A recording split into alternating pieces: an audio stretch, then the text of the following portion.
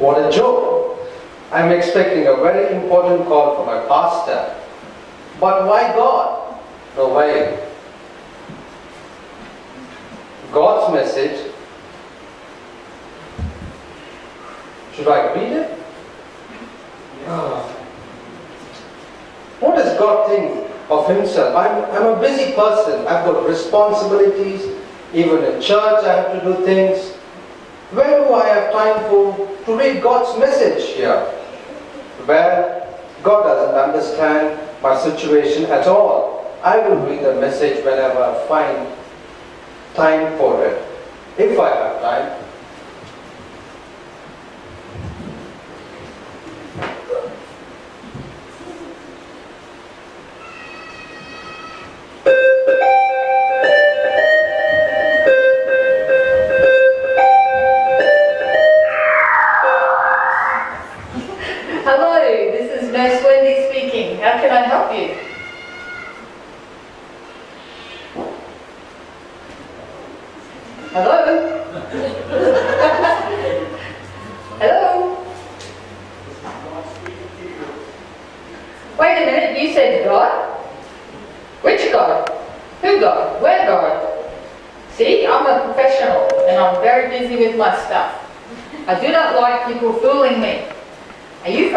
Trying to sell something. Just go find someone. Hello?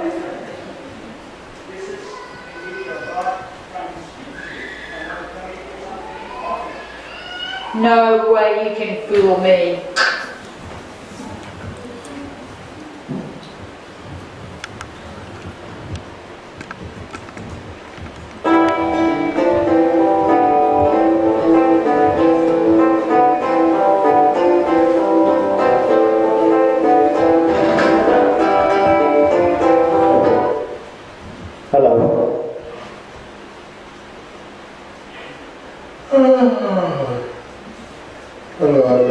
Hello, this is God speaking to you.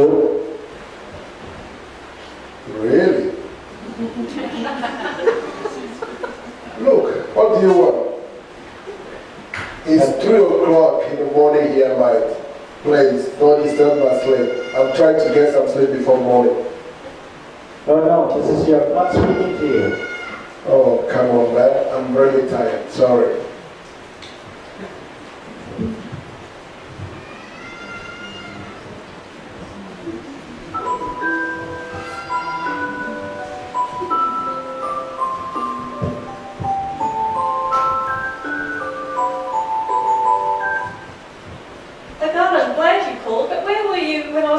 Last week.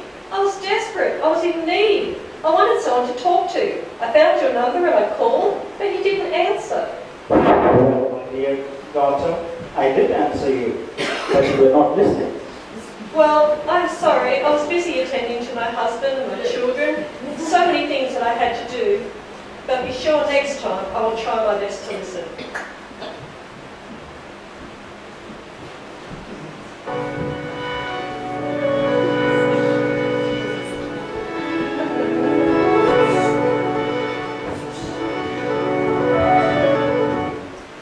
This is Steve speaking.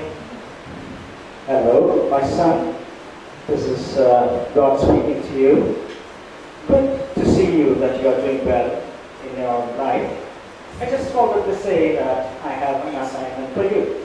An assignment? Yes. I want you to consider the following. I want you to spend more time calling me, talking with me. I want you to give away your cherished portion to someone else. I will show you. I want you to go and meet someone and spend more time with them every week. And wow, well, Lord, hang on there. I've got so much on my plate. I'm not sure I can do justice to the work and responsibilities I have. You know, I have regular work and additional to that, I have youth ministry, men's fellowship and breakfast, things on the home front. What do you expect me to do? I don't know if I can do anything further.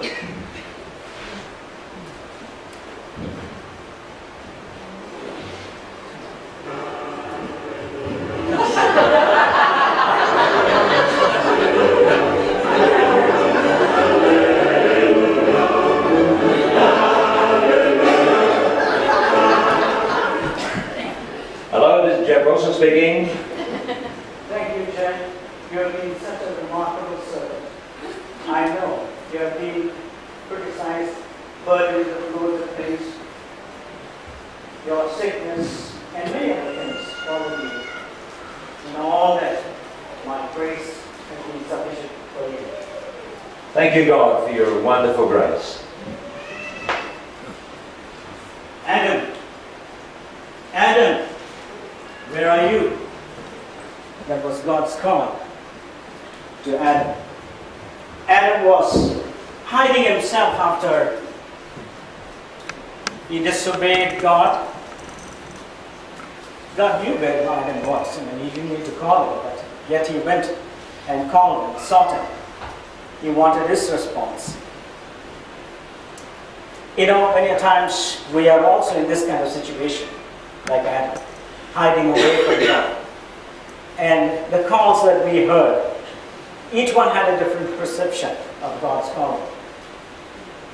And like Adam, we also hide away ourselves because of the sin and shame.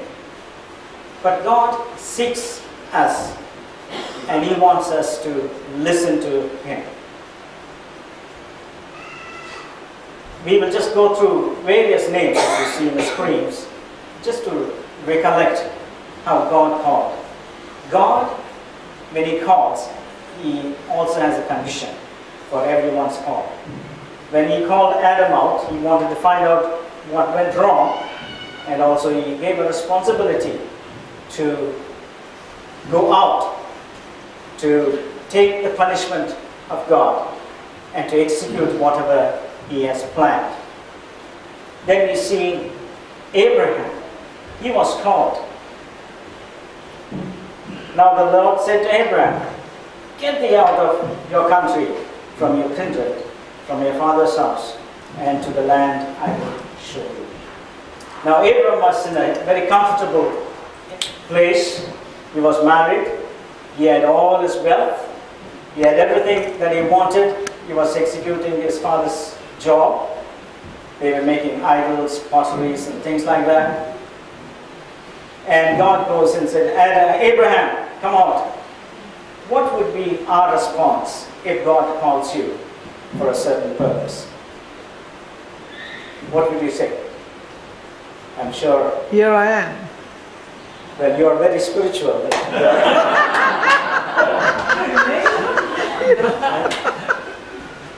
Many times we'll say, "Okay, God, I'm comfortable here. Why do you want to call me? I cannot go." You know, that our answers will not be the same. Each one may differ. But God says, get out of your comfort zone. Get out of your comfort zone. You know, my wife was talking about in similar fashion. Get out of your comfort zone. Be frank in presenting Christ to others. Don't be scared of presenting Christ. You know, it's been many years that we are hiding ourselves and say, "Okay, Lord, I'm not comfortable with presenting you, but we need to present." So God called Abraham and said, "Get out of your comfort zone and do what I want you to do." And He said, "I will make you father of nations." Then Abraham's question was, "I don't have a son. I don't have children. How can it be possible?" But God fulfilled that promise too. But when Abraham was promised, he was laughing in himself. Sarah was laughing. But God did honor His word, and He blessed him with a son. When Isaac was around maybe 12, 14 years maybe, then God said, "Okay, I gave you a son, but I want you to give back your son to me." That was a terrible thing to do, isn't it? You sacrifice your son.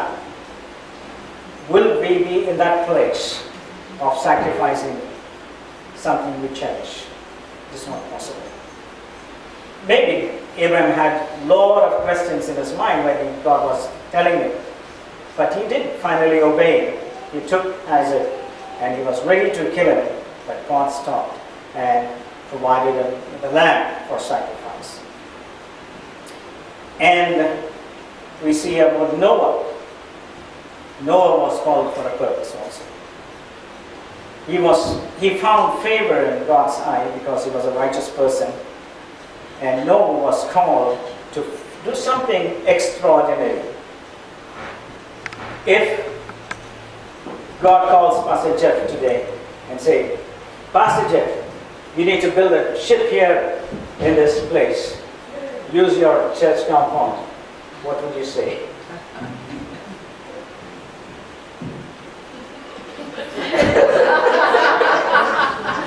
He said, I'm not a carpenter, I'm not an engineer, there's no sea around here.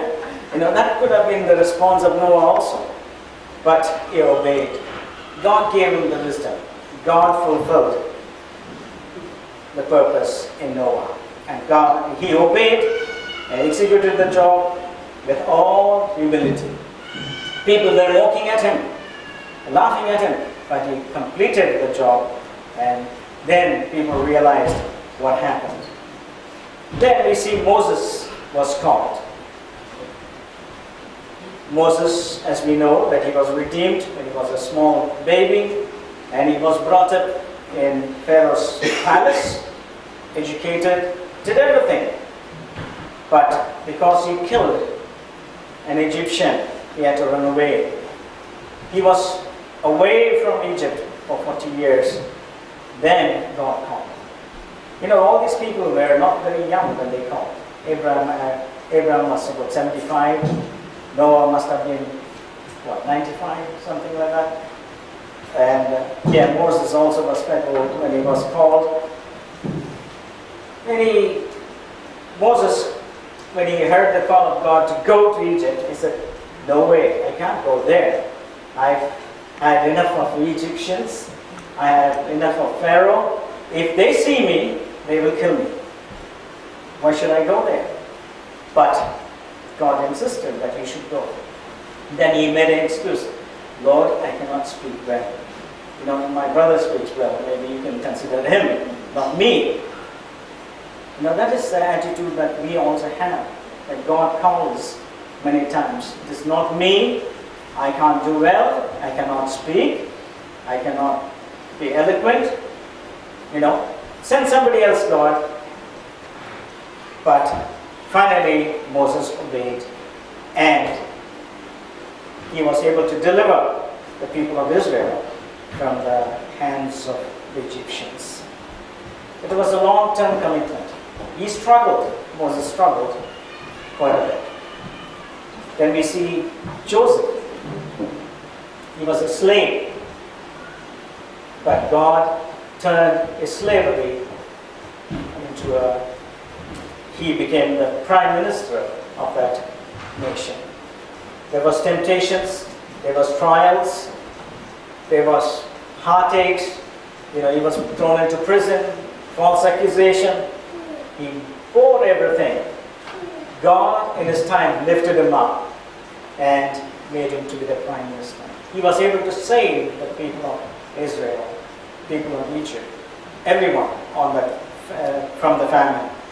He had excellent instructions from God, and he did fulfill God's purpose in his life. Samuel was a very young lad. He was also maybe around 12, 13, 14. We do not know, but he was serving in the temple. And today it would have been a crime if he serves in the temple. Child abuse, we could put it as underage. But he was serving in the temple. He was serving Eli. So because Eli was old and whenever he calls, Samuel used to attend and help him. And God called. So when he called, he thought Eli was calling, so he went once, twice, thrice. Then Eli realized it was God calling Samuel. So he said, next time you say, here am I, Lord. Here am I, Lord. This is what God expects us of. Are you willing to say, here am I, Lord, I will listen to you. Many times we are so engrossed in our activities. We are not able to listen to God's voice. We are not able to read God's word. Or if you cannot read, you cannot listen. I mean, you can listen nowadays. And God's word is spoken every Sunday, even in this assembly here. So are you listening to God? Are you listening to God? We see of Elijah. Elijah was a super prophet. He was prophesying against some nasty people. But there came a point in his life that he became desperate. He was depressed. He was fearful of his life, and he had to run away. But even in his running away, God said, okay, relax. There's a brook there. You can drink water. I will send a special agent to you to feed you with. And he sent raven to feed.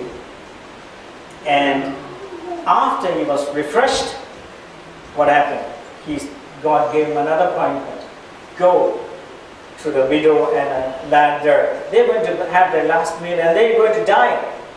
You won't minister to them. And he did obey and went. God blessed. God saved that widow, and God provided that widow to the family.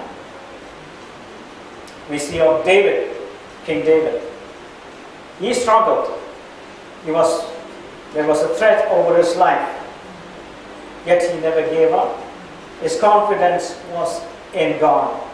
You know, if we read the Psalms, throughout the Psalm, we could see that David was truly trusting God for every bit of his life. He was confused many times, but yet his confidence, his trust was in the Lord. We see Nehemiah. He was chosen or called to rebuild the wall. What was Nehemiah's strength? Nehemiah's strength was prayer, relationship, skillful leadership. He was a prayerful man. When he heard this sad news, he knelt down and prayed. And he related to the king. He related to people. Then he was able to rebuild the wall of Jerusalem. Then we see Daniel and his friends. They were slaves, but God lifted them up. And their faith and commitment was very, very strong. They never changed their heart, or they never changed their policies, or they never gave up their faith. They stood firm in their faith in God. They proved that they could do better than others, even in their food habits. And when it came to test of their faith, they stood strong. They did not bow down to the king, the human king, but they were thrown into fiery furnace, but God delivered them. The whole nation came to know the Lord because of their faith and commitment. How strong is our faith today? How are we committed to God? Are we compromising our faith? Or are we standing for the faith? We saw Jonah last week. He was called, but he escaped from God's calling. But God turned around and he made a plan to make sure that he goes back to Nineveh. So Jonah prayed in the stomach of the whale, and he went back. And the whale threw him up in the beach, and he went and preached the repentance. All we need to is to preach through our life. Maybe not in our words, but in our deeds. Preach God. Preach Jesus in unto our lives. So let not Jonah attitude come into our lives. Let us, when he calls, obey and go through his guidance. Otherwise, you will have to go through struggles. In the New Testament, we see God's call, God's choice, God speaking through the Spirit of God. Mary was chosen to bring forth the Savior. The angel spoke to her, and she could have also retaliated, "No, Lord, I am a young lady. I'm not married. How can I do this?" But when God planned, He will fulfill that. Anyway, finally, Mary obeyed God. Joseph also obeyed God, and they brought forth the Savior to this world. The disciples were called, each one in a dramatic way. Jesus went and said, "Matthew, you come. Andrew, you come." He just called them, and they just followed him.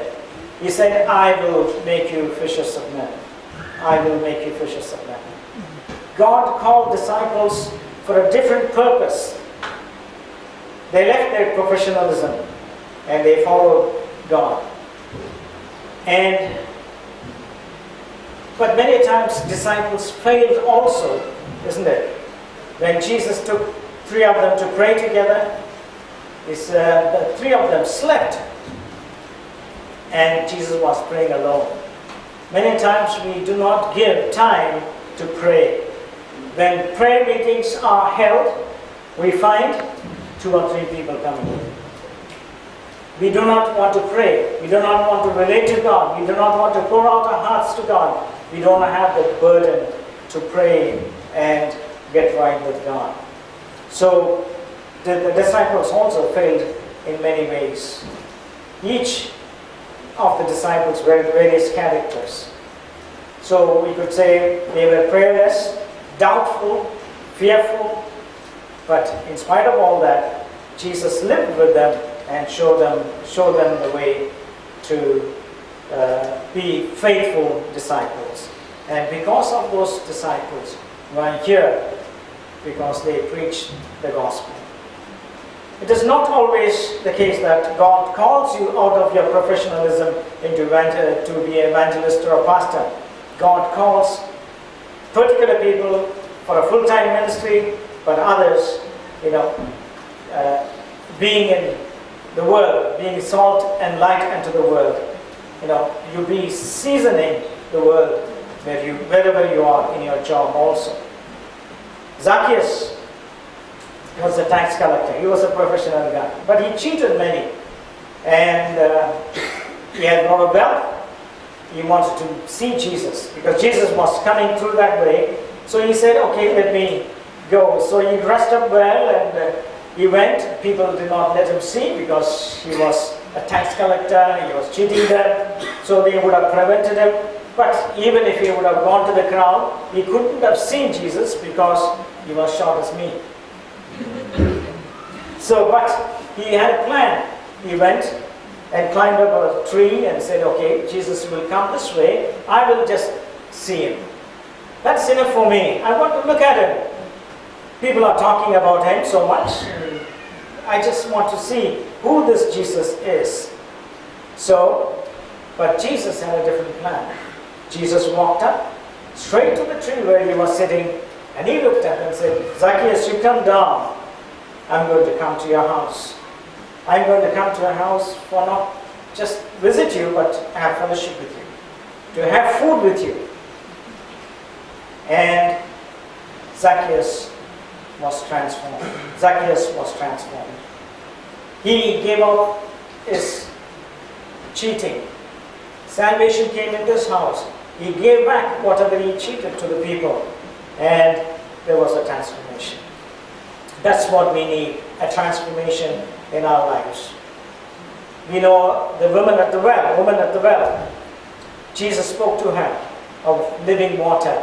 What happened to her? She was transformed, and she went and reached out to others.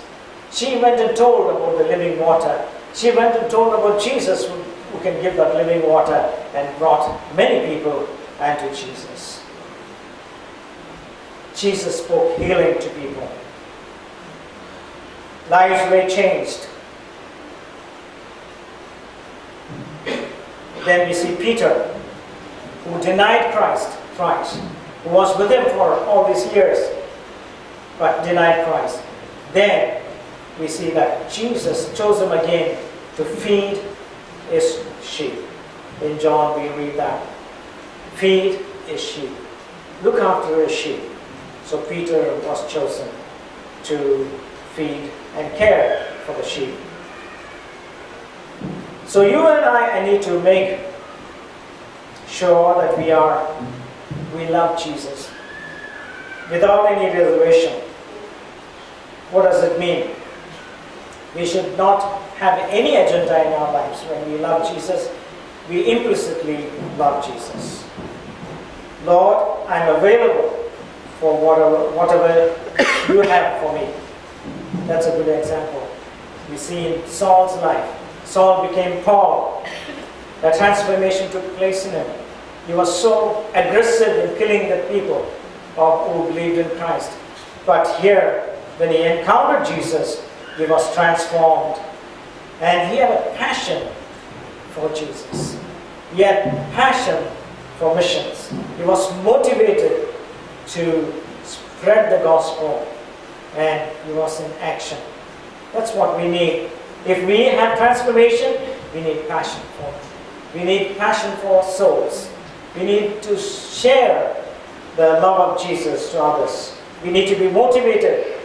You cannot be unmotivated and say, okay, I'm going to sit, and if anybody comes, I may speak to them. No, you need to be motivated, and you need to be active in reaching out to people. There was another professional who followed Paul, Lydia. She was an entrepreneur. She followed Paul, and she opened up her house and gave everything to spread the gospel. She was stood with Paul and his team. Then finally we see about church in Thessalonica. It's a good example of the church, what it should be. In Thessalonians we read that they turned away from their wicked ways. That's the first thing that we need to do as a church. They turned away from their wicked ways. They shunned their idol worship. They gave up their idol worship. And they became witnesses, not only in their place, but also around their other areas. So, you may say, I don't worship any idol. No, idol is something which you hold first to yourself rather than God. You love which is not of God. That becomes an idol. It may be your possession. It may be your car. It may be your wife. It may be your husband. It may be your friends. It may be anything that precedes God does become idol. So we need to shun away those things and turn to God and be transformed and be witnesses. That is what God is calling us for. That is what God is calling us for. We need listening ears. Sometimes God may speak to us in dreams. Other times through people. Or all the time through His Word.